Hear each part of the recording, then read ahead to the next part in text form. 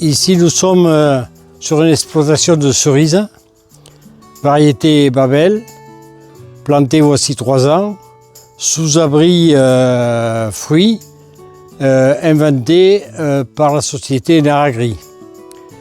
C'est un abri fruits qui permet de sauver la cerise. On peut voir qu'au bout de 3 ans, on a une récolte qui est abondante. Une récolte qui a été épargnée des petites gelées de printemps, -2, qui peut être épargnée également si on a un orage de grêle, et surtout de la pluie qui fait d'énormes dégâts dans les vergers. Quand elle tombe en abondance, elle fait éclater les fruits.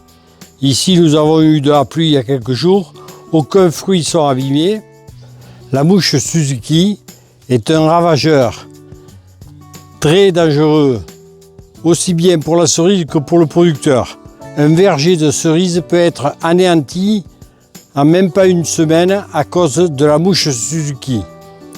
Donc nous avons la possibilité de descendre des filets. Le filet insect-proof qu'on peut voir ici est un filet avec une maille très fine qui ne laisse pas passer la mouche Suzuki. C'est ce qui permet de récolter tranquillement sans avoir des ravages sur son verger. Notre innovation sur l'abri fruits ne s'arrête pas à la protection climatique ou aux ravageurs avec les filets insect-proof. On a en 2021 inventé le panneau 65% de lumière, ce qui est très important pour la culture, car un panneau ajouré comme on a permet d'avoir une cerise ou un autre fruit de qualité, bien coloré, craquant, avec un taux de sucre important. L'abri fruits permet également une consommation d'eau bien inférieure au plein champ, car nous avons moins de vapotranspiration, un petit peu dû à l'ombrage.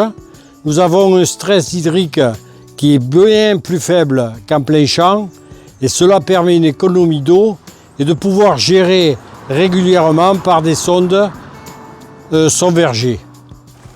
Donc là, on peut voir sur un verger de 3 ans une production qui est quand même assez importante, une coloration très agréable, un fruit qui est excellent. D'ailleurs,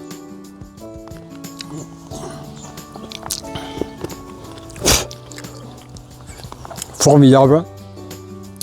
On peut avoir ce fruit sur tous les étals de tous les magasins de fruits et légumes et ne pas être gêné par une concurrence espagnole ou turque.